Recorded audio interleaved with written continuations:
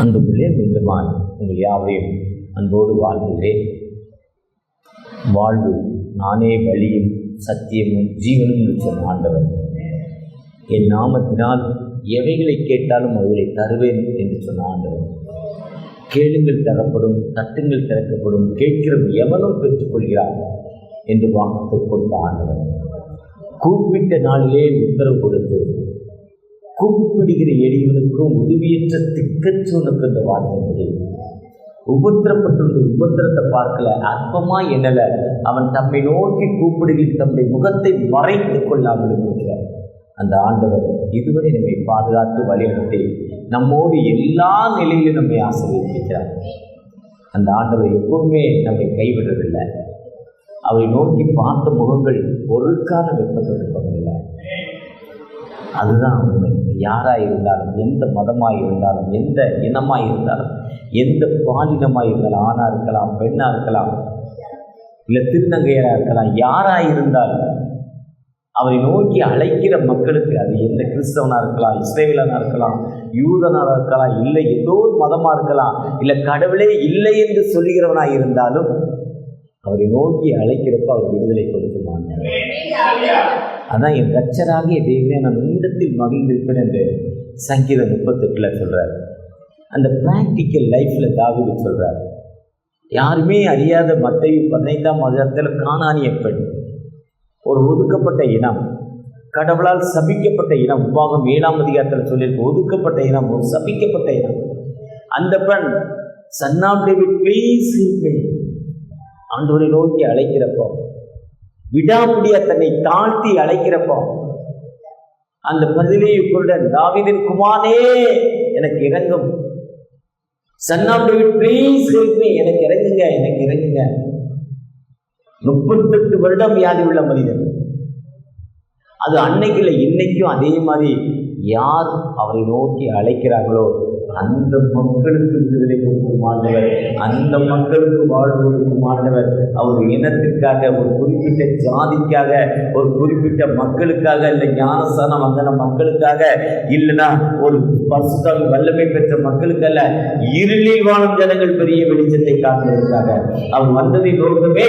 இருளில் வாழும் ஜனங்கள் பெரிய வெளிச்சத்தை காண்பதற்காக, அந்த காலத்திலும் மரணத்தில் இருக்கும் மக்களுக்கு விடுதலை கொடுப்பதற்காகவும் நம்முடைய கால்களை சமாதானத்தில் வழிநடத்தும் அவ்விரக்கத்தினாலே அந்த அனுபவத்தை நம்மை சந்தித்திருக்கிறது. அந்த ஆண்டவர் எப்பவுமே நம்மை கைவிடுவதில்லை. இன்னைக்கு உலக பிரகாரமாய் உலகத்துல வியாதி ரொம்ப அதிகம். யாரா இருந்தாலும் 70-80 விழுக்காடு மக்கள் வியாதியில தான் வாழ்ந்து கொண்டிருக்காங்க. வியாதின்னு வர்றப்ப தான் நம்ம யாரை போய் தேடுறோம்? கடவுளை தேடுறோம். அதுதான் தாவீது சொல்லுவோம், இரவு எலும்புகளில் சௌக்கியம் இல்லை. 38 சொல்றாங்க, என் எலும்புகளில் ஆரோக்கியம் இல்லை.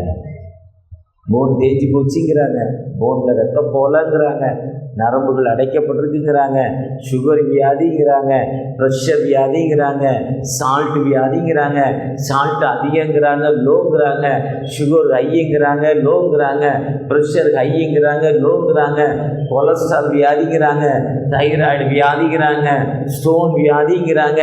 எவ்வளவு வியாதி அதிகமாக இருக்கோ அட்வான்ஸாக மெடிக்கலும் அதிகமாகிடுச்சு.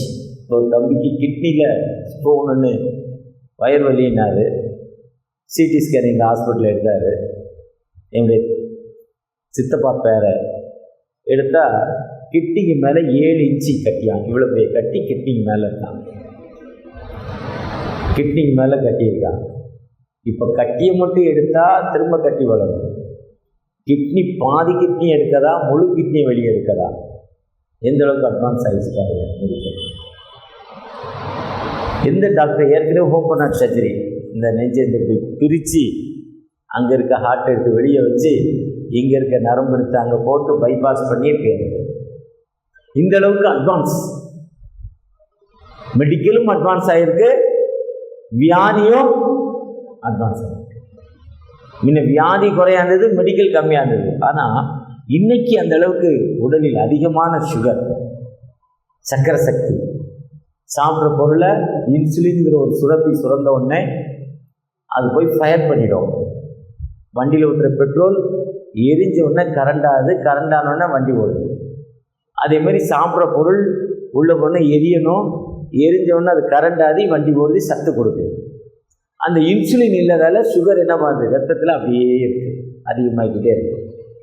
அது சுகர் செக் பண்ண போகிறோன்னா, நாளைக்கு செக் பண்ண போகிறோன்னா இன்றைக்கே அலர்ட் ஆகிடும். சக்கரை போட்டு காஃபி குடிக்க மாட்டோம், சக்கரை காஃபி கம்மியாக குடிப்போம், ஸ்வீட் சாப்பிட மாட்டோம். நாளைக்கு காலையில் செக் பண்ணோன்னா சுகர் நார்மல், சரியாயிடுச்சுன்னு நேற்று நைட்டு பண்டிகையில் போய் சூப்பராக ஒரு ஐஸ்கிரீம் சாப்பிட்டு வந்துட்டேன். ஒரு 2 வருஷம் கழித்து ஒரு ஐஸ்கிரீம் சாப்பிடுங்க, சக்கரை இல்லாத ஐஸ்கிரீம் சக்கரை இல்லாமல் வந்துட்டான். அவர் சொல்கிறார், என்னடா இது ஏமாத்துறீங்க, சுகர் ப்ரெஷர், என்னடா ப்ரெஷர், லோ ப்ரெஷர் ஐனா ரத்தம் ஓடுற இடத்துல அடைப்பு இருக்குது, அது ஓட முடியாமல் பம்பிங் ஜாஸ்தி இருக்குது, இல்லை பம்ப் பண்ண முடியாமல் லோவாக இருக்குது, ஹார்ட்டில் ப்ராப்ளம் இருக்குது. அதுதான் ஹை லோ. கொலஸ்ட்ரால், நல்ல கொலஸ்ட்ராலாம் கெட்ட கொலஸ்ட்ராலாம். கொலஸ்ட்ரால் சத்தில் கொழுப்பில் பாருங்கள், நல்லது இருக்கா கெட்டது இருக்கா. அதிகமாக சாப்பிட்டா நல்லது, சிலருக்கு கெட்டது. கெட்ட கொலஸ்ட்ரால், நல்ல கொலஸ்ட்ரால், தைராய்டு. எத்தனை வியாதி, எத்தனை துன்பங்கள், இத்தனை வியாதி, இத்தனை துன்பங்கள் மத்தியிலையும் ஆனால் ஆண்டவர் நமக்கு மகிழ்ச்சியான ஒரு வாழ்வை தந்திருக்கிறார். அடுத்தவனை நம்ம துன்பப்படுத்தி மகிழ்ச்சி அடைகிறோம், பிறனை கஷ்டப்படுத்தி நான் துன்பப்படுத்துகிறோம், பிறனை போட்டு கொடுக்குறோம், வேலை செய்கிற இடத்துல ஒருத்தனை போட்டு கொடுக்குறோம், இல்லைன்னா மற்றவர்களை நம்ம துன்பப்படுத்துகிற மக்களாய் காண முடியும். எனக்கே என்ன பண்ண முடியாது. நேற்று மதியம் ஒரு இடத்துல சூப்பர் மட்டன் பிரியாணி வச்சாங்களா, ஒரு நேரத்தில் ஏறா அப்படியே எண்ணெயில் போட்டு அப்படியே கொண்டாந்து சூப்பராக வைக்கிறாங்க. கோணத்தில் அடுத்து வைக்கிறாங்க அந்த ஏதோ சிக்கன், மட்டன் வறுவல், மட்டன் ஃப்ரை. இன்னும் கொஞ்ச நேரத்தில் நல்ல பாயாசம் கப்பில், இன்னும் கொஞ்ச நேரத்தில் இளநீ பாயாசம்னு ஒரு டம்ளர் நிறையா, ஒரு பாட்டில் நிறையா. இத்தனையும் பார்த்தேன். இத்தனையும் பார்க்குறப்போ நமக்கு என்ன இல்லை, கொடுப்பனை இல்லை. சாப்பிட்டா என்ன ஆகும், ராத்திரி தூக்கம் வராது, கை மடக்க முடியாது, கால் நீட்ட முடியாது. இருந்தாலும் மனுஷன் தானே, கொஞ்சம் கொஞ்சம் டேஸ்ட், கொஞ்சம் கொஞ்சம் டேஸ்ட். மகிழ்ச்சியான வாழ்வு எனக்கு இல்லை. எவ்வளோ பொறுமையான வாழ்வு பாருங்க. ஒரு கூட்ட மக்கள் உணவில்லை, சாப்பிட உணவில்லை, கவனிக்க ஆள் இல்லை, வியாதியின் மத்தியில் உறவு இல்லாமல் இல்லாத குறை, வறுமை, ஒரு கூட்ட மக்கள் வாழ்ந்து கொண்டிருந்தாங்க. அப்போ ஆண்டவர் நம்ம எந்த அளவுக்கு உயர்த்திருக்கிறார், ஆண்டவர் எந்த நிலையில் நம்மை வழிநடத்திருக்கிறார். இருந்தாலும் எனக்கு ஜீவனை தந்திருக்கிறார், எனக்கு வாழ்வை தந்திருக்கிறார். நைட்டு பண்டிகைக்கு திரும்ப 10 மணிக்கு போனேன். ஏணி மிட்டாய் அவ்வளோ அழகாக சூப்பராக போட்டு அந்த எண்ணெயிலேருந்து எடுத்து சக்கரைப்பாவில் போட்டு சக்கரைப்பாவில் முக்கி முக்கி அப்படி வெளியே வச்சோன்னே அது பார்த்தீங்கன்னா அது லோக்கல் மிட்டாய் மாதிரியே இருக்காது. நாளைக்கு லோக்கல் மிட்டாய் அது வேறு. இன்றைக்கி அவ்வளோ டேஸ்ட்டு, ஜிலேபி மாதிரி, நாட்டு நெல்லை ஜிலேபி விற்பா, சின்னதாக இருந்தாலும் பெருசாக இருக்கும், ரெண்டுக்குள்ள டிஃப்ரெண்ட், அவ்வளோதான். ஆனால் நாம் எவ்வளோ ஒரு கஷ்டமான சூழ்நிலையில் இருக்கோம். ஒரு கூட்ட மக்கள் பட்டிக்காட்டா மிட்டாய் கடையை பார்த்த மாதிரி பார்த்துக்கிட்டே நிற்கிது. அந்த மக்கள்கிட்ட என்ன இல்லை, பணம் இல்லை. ஒரு கூட்ட மக்கள்கிட்ட காசு இருக்கு, என்ன பண்ண முடியல, அனுபவிக்க முடியல. இந்த மத்தியிலும் நமக்கு ஜீவனை தந்திருக்கிறார். அதுதான் தாவீது சொல்லுவோம், கர்த்தாவே என்னை கடிந்து கொள்ளாதீங்க, உங்களுடைய கோபத்தில் என்னை கடிந்து கொள்ள திட்டாதீங்க, என்னை துன்பப்படுத்தாதீங்க, உங்களுடைய உக்கிரத்தில் என்னை, அவருடைய பிரேயர், நான் தப்பு பண்ணிட்டேன்பா, ஏன்னா வியாதி என்பது என் எலும்புகளில் எனக்கு ஏன் சவிக்கல, என்னுடைய பாவம். அழகா சொன்னார், பாவம் சின், அந்த பாவம் தான் எனக்கு வியாதி, அந்த பாவத்தின் நிமித்தம் தான் எனக்கு விடுதலை இல்லை. என் முற்பிதாக்கள் செய்த தவறு நிமித்தம் என் வாழ்க்கையில் அமைதி இல்லை. எங்க தாத்தா இப்படிப்பட்ட ஒருத்தரை ஏமாத்தினாரு, எங்க அப்பா இப்படி ஏமாத்தினாரு, என் கணவர் ஒருத்தரை கொள்ளையடிச்சாரு. இது நினைச்சு பாருங்க. நினைச்சு பார்த்து ஒப்பு கொடுத்து ஜெபிக்கிறப்போ அந்த ஆண்டவர் என் அக்கிரமத்தை அறிக்கையிட்டு என் பாவத்தை நிமித்தம் விசாரிக்கிறேன். எசேக்கியா ராஜாட்ட போய் நீ செத்து போடா, தப்பு பண்ணிட்டேங்கிறப்போ இல்ல தவறு எனக்கு கூட்டி கொடுங்க. 2 சாமுவேல் 12 தாவீதுட்ட போய் தப்பு பண்ணிட்டா செத்து போவடாங்கிறப்போ இல்ல எனக்கு மன்னிப்பு கொடுங்க. 1 ராஜாக்கள்ல ஆகாப்பாட்ட போய் நீ தப்பு பண்ணிட்டேன்னு அங்க இசையா தீர்க்கர் போய் சொல்றப்போ இல்ல நீ மன்னிங்க. நாயை போய் சாவாங்கிறார். இல்ல வேண்டாம். அந்த பாவத்தின் நிமித்தம் 38 வருடம் வியாதியாக அந்த பதசா படத்தில் இருக்க மனிதன் எனக்கு உதவி செய்ய யாருமே அங்கே ஓன்லி பர்சன் யாருமே இல்லைன்னு கூப்பிடுறப்போ வந்து உதவி செய்யும். அந்த ஆண்டவர் எப்பொழுதுமே நம்மை கைவிடல. அதுதான் அந்த 21 கர்த்தாவே என்னை கைவிடாதையும் என் தேவனே எனக்கு தூரமா போகாதீங்க. ஒரு இடத்துல சொல்றீங்க நான் உன்னை விட்டு விலகுவதில் உன்னை எபிரேயர் 13:5 சொல்றார். யோசுவா 1:5 சொல்றார் நான் உன்னோடு இருக்கிறேன் என்று சொல்கிறார். என் பிரசர் உனக்கு முன்னால போன மோசேயாட்ட சொல்றாங்க, பவுல்கிட்ட சொல்றாங்க, பேதுருகிட்ட சொல்றாங்க, தாவீதுகிட்ட சொல்ற ஆண்டவர் இந்த சங்கீதக்காரர் தாவீது கேட்கிறாரு, நீங்க என்னை விட்டு தூரமா போயிடாதீங்க, என் பக்கத்திலே இருங்க, என் கூடயே இருங்க. ஆண்டவர் என் கூடயே இருங்கிறார். எப்பெல்லாம் நாம் இப்படி ஜெபிக்கிற மக்களாய் காணப்படுகிறோமோ அப்பொழுது நமக்கு விடுதலை கொடுக்கும் ஆண்டவர், வாழ்வு கொடுக்கும் ஆண்டவர். அவரை நோக்கி பார்த்த முகங்கள் வெட்கப்பட்டு போவதில்லை. வெட்கப்படாது. யாரெல்லாம் ஆண்டவரை நோக்கி பார்க்கிறோமோ நினைப்பதற்கும் எண்ணுவதற்கும் மேலான காரியங்களை செய்வாங்க. நாம் நினைக்கவே முடியாது, எண்ணவே. இது நடந்ததா என் வாழ்க்கையில? நீங்க உங்களோட வயதை நினைத்து நீங்க நடந்து வந்த பாதையை திரும்பி பாருங்க. இந்த வருஷத்துல 2025ஆம் ஆண்டு 9வது மாதத்துடைய கடைசி பகுதி 4வது வாரத்தின் முதல் நாள்ல வந்திருக்கிறோம். நீங்க நடந்து வந்த பாதை இந்த வருஷத்துல இந்த மாதத்துல இஎம்ஐ நான் எப்படி கட்டினேன், என் வாடகையை நான் எப்படி கொடுத்தேன், என் விளைவின பத்தியில நான் எப்படி நடந்தேன், எனக்கு இது நடந்ததா, எப்படி என் வாழ்க்கையில நடந்துச்சு நினைச்சு பாருங்க. அந்த ஆண்டவர் ஒரு காலம் கைவிடாத ஆண்டவர். அந்த ஆண்டவர் நம்மோடு கடந்து வந்த ஆண்டவர். அவரை நோக்கி பார்த்த பொழுதுகள் வெட்கப்பட்டு போவதில்லை. அவரை நோக்கி பார்க்கிறப்போ நிச்சயமாகவே விடுதலை கொடுக்கும் ஆண்டவர், நிச்சயமாக வாழ்வு கொடுக்கும் ஆண்டவர், நினைப்பதற்கும் எண்ணுவதற்கும் மேலான காரியங்களை செய்யும் ஆண்டவர். கடந்த நாளில் ஒரு என்கேஜ்மெண்ட்டுக்கு போய் நிறைய நாள் ரொம்ப ஏழை, ரொம்ப கஷ்டம். என் பிள்ளைக்கு எப்படி நான் திருமணம் நடத்த போகிறேன் ஏக்கத்தோடு இருந்தவர். என் பிள்ளை கருப்பாக இருக்காரு, எப்படி ஒரு மாப்பிள்ளை கிடைக்கணும்னு கண்ணீரோடு இருந்தார்கள்.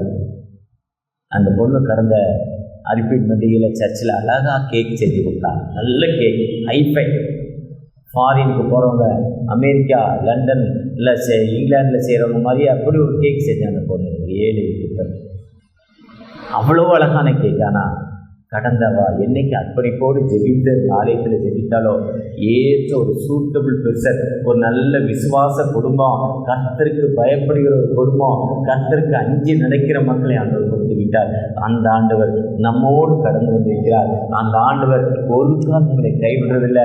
சங்கீதம் 38 நீங்கள் திரும்ப வாசிக்கிறப்போ அவர் ரட்சிப்பின் ஆண்டவர், அவர் விடுதலையின் ஆண்டவர், வாழ்வு கொடுக்கும் ஆண்டவர். அவரை நோக்கி பார்த்த முகங்கள் ஒரு காலம் கெட்டுப்பார். அவரை விட சொந்த யாருமே இல்லை. இப்படிப்பட்ட ஆண்டவர் நாம் எப்படி இருக்கிறோம்? ஒரு நல்ல ஒரு மிஷனரி நடந்த ஒரு சம்பவம். நிக்கோலஸ் என்று பெயர், நல்ல மிஷனரி, அமெரிக்காவை சேர்ந்தவர். அவருக்கு காச நோய்னா இருமுனா பிளட் வரும், அந்த ஆஸ்மா ட்ரபிள், அதே மாதிரி அதான் காசநோய். அந்த பிளட்டை யார் தொட்டாலும் அவங்களுக்கு அந்த வியாதி, தொத்து வியாதி. சளியில் ரொம்ப மோசமானது, ஃபைனல் ஸ்டேஜ். அப்படிப்பட்ட ஸ்டேஜில் காச வியாதி வந்தவர் ஒரு காச வியாதி மருத்துவமனையில் போய் சேர்ந்துட்டார். சென்னையில் தாம்பரம் தாங்கன்னா தாம்பரம் ஆடிட்டோரியம்னு ஒரு ரயில்வே ஸ்டேஷன் வரும். அந்த லெஃப்ட்டில் பார்த்திங்கன்னா மலை அடிவாரத்தில் இயற்கை அமைப்பில் நல்ல குளிர்ந்த காற்றுல அந்த வியாதிக்காக அங்கே பேஷண்ட்ஸ்லாம் இருப்பாங்க. அந்த ஹாஸ்பிட்டல், அப்படி ஒரு ஹாஸ்பிட்டலில் போய் இயேசு கிறிஸ்து நல்லவர், இயேசு கிறிஸ்து ரட்சிக்கிறார். அவர் மிஷனரி, வியாதி உள்ளவர். ஆனால் அங்கே போய் எல்லாத்துக்கும் ட்ராக்ஸ் கொடுத்தாரு. எல்லாத்துக்கும் போய் ட்ராக்ஸ் கொடுத்து சொன்னார். ஆனால் யாருமே அவர் ட்ராக்ஸை வாங்கிக்கல. எல்லாமே வியாதி மத்தியில், மூச்சு வாங்குது, மூச்சு விட முடியாமல், கஷ்டத்தின் மத்தியில், துன்பத்தின் மத்தியில் யாருமே எடுத்துக்கொள்ளலை. அவருக்கு அந்த மிஷனில் அந்த ஒரு ஃபெயிலியராக தோணுச்சு. அவர் ரொம்ப வருத்தத்தில் இருந்தார். அப்போ அவர் பக்கத்தில் ஒரு பெட்டில் ஒரு சகோதரர், வயதானவர், அவரும் காச வியாதியாய் பாதிக்கப்பட்டவர். அவருக்கு உதவி செய்ய யாருமே இல்லை. ஒரு நாள் இரவு அவரால் எழும்ப முடியல, எழும்பணும்னு நினைக்கிறாரு, எழும்ப முடியல. வயதானவர், இருமல் வந்து அந்த காச வியாதிக்கு விடாமல் ஒரு 10 நிமிடம் மூச்சு விடாமல் இருமல் வரும், வெள்ளனெல்லாம் போயிடும். ஆனால் அவர் அப்படியே அந்த எழும்ப முடியாமல் அந்த பெட்டிலே தன்னுடைய மோஷன் கழித்து விடுகிறார். பயங்கர துர்நாற்றம், இந்த வாடே துர்நாற்றம். எல்லாரும் வந்து திட்டுறாங்க, வார்டு பாய் வந்து திட்டுறான், அந்த நர்ஸ் வந்து அடிக்கிறாங்க. அந்த பெரியவர் ரொம்ப கஷ்டத்தின் மத்தியில் இருக்கிறார். உதவி செய்ய யாருமே இல்லை, கண்ணீரோடு இருக்கிறாங்க. கண்ணீரோடு இருக்கிறப்போ அடுத்த நாள் அதே மாதிரி அவர் அப்போ இந்த பக்கத்தில் இருக்க மிஷனரி என்ன பண்ணுறார், அவர் உதவி செய்ய எழுந்திருக்கிறார். இவரால் முடியல இவர் ஒரு காச நோய் பேஷண்ட் தான், இவரால் எழுந்திருக்க முடியல. ஆனால் பரிதாபம் அடுத்த நாள் அடிக்கிறப்போ அவன் எல்லாரும் அவரை திட்டுறப்போ அவர் மனம் ரொம்ப கஷ்டப்படுது. அதே மாதிரி அடுத்த நாளும் அதே மாதிரி அவருக்கு அந்த இருமல் வருது. அந்த இருமல் வந்து நான் பெட்டை விட்டு எழுந்திருக்கும்னு நினைக்கிறேன், எழுந்திருக்க முடியல. இவர் முதல் நாளை போல் முயற்சி செய்கிறார், ஆனால் முயற்சி செய்ய முடியல. ஆனால் அவர் ஜெபத்தோடு ட்ரை பண்ணுறப்போ அவருக்குள்ள ஒரு பவர், ஒரு வல்லமை வருது. அவரை அறியாத ஒரு வல்லம் வந்தால் அவர் எழுந்து அந்த பெரியவரை எடுத்து பாத்ரூமில் கொண்டு விடுறாரு, அந்த ரெஸ்ட் ரூமில் கொண்டு விடுறாரு. அவர் ரெஸ்ட் ரூமில் கொண்டு விட்டோன்னே அவர் வேலையெல்லாம் முடித்து திருப்பி கூடாது விடுறாரு. இதை பார்க்குற அந்த மக்கள் பார்க்குறாங்க, ஓ இவ்வளவு உதவி செய்கிறாரே இல்லையா, ப்ளீஸ். அதுவரை அவர் கொடுத்த ட்ராக்ஸ் அந்த வேலை செய்யலாம். ஆனால் ஒருத்தருக்கு உதவி செய்யணும் இல்லையா, திரும்பி பார்க்க. அதுதான் யாக்கோபு 2ஆம் அதிகாரம் 16ஆம் வசனம் சொல்றார், உங்களிலிருந்து அவர்களை நோக்கி நீங்கள் சமாதானத்தோடு போங்கள், குளிர் காய்ந்து பசியாருங்கள் என்று சொல்லியும் சரீரத்துக்கு வேண்டியவர்களுக்கு கொடாவிட்டால் புரோஜனம் என்ன? நமக்கு இருக்கோ இல்லையோ நாம் என்ன பண்ணணும், பிறருக்கு உதவி செய்கிற மக்களாய் காணப்பட வேண்டும். கிறிஸ்து ரட்சிப்பதற்காக வந்தார். நான் ரட்சிப்பை தேடி ஆண்டவர்கிட்ட வர்றோம். அந்த ரட்சிப்பு நாம் பிறருக்கு கொடுக்கிற மக்களாய் காணப்படுகிறோமா? அந்த ரட்சிப்பு என்பது பிறருக்கு நாம் மீட்டு போடுறப்போ, பிறருக்கு நாம் உதவி செய்கிறப்போ ஆண்டவர் நம்மை உயர்த்தும் ஆண்டவர், ஆண்டவர் நமக்கு வாழ்வு கொடுக்கும் ஆண்டவர். அதுதான் ரோமர் 2ஆம் அதிகாரம் 7ஆம் வசனம் சொல்றார், சோர்ந்து போகாமல் நற்கிரியைகளை நீங்கள் செய்யுங்கள். சோர்ந்து போகாமல் நற்கிரியை நீங்கள் செய்ய. நாம பிறருக்கு அப்படி நற்கிரியைகள் செய்கிறப்போ ஆண்டவர் உயர்த்தும் ஆண்டவர், எல்லா நிலைமுக்கு வாழ்வு கொடுக்கும் ஆண்டவர். சுரண்டை, மங்களா சுரண்டையில் பேரண்ட் ஹையர் செகண்டரி ஸ்கூல் போனீங்கன்னா அவருக்கு 2 பெண் பிள்ளைகள். அவர் மிஷனரியாக அவர் துணைவியார் 2 பெண் பிள்ளைகளோடு அவங்க வந்து இறங்குறாங்க. ஜாதிய கொடுமை, மேல் ஜாதி மக்கள் கீழ் ஜாதி மக்களை நசுக்கி கொண்டிருக்காங்க. அங்கங்கே ஒரு அரண்மனை, துப்பாக்கி வச்சுருக்காங்க, பயமுறுத்துறாங்க. அப்படிப்பட்ட ஜாதிய கொடுமையில் அந்த மக்களுக்கு உதவி செய்கிறார். காலரா வியாதி, இன்றைக்கி கொரோனா போயிடுச்சு 2020, 1900 காலரா குத்தா மக்கள் சாவுறாங்க.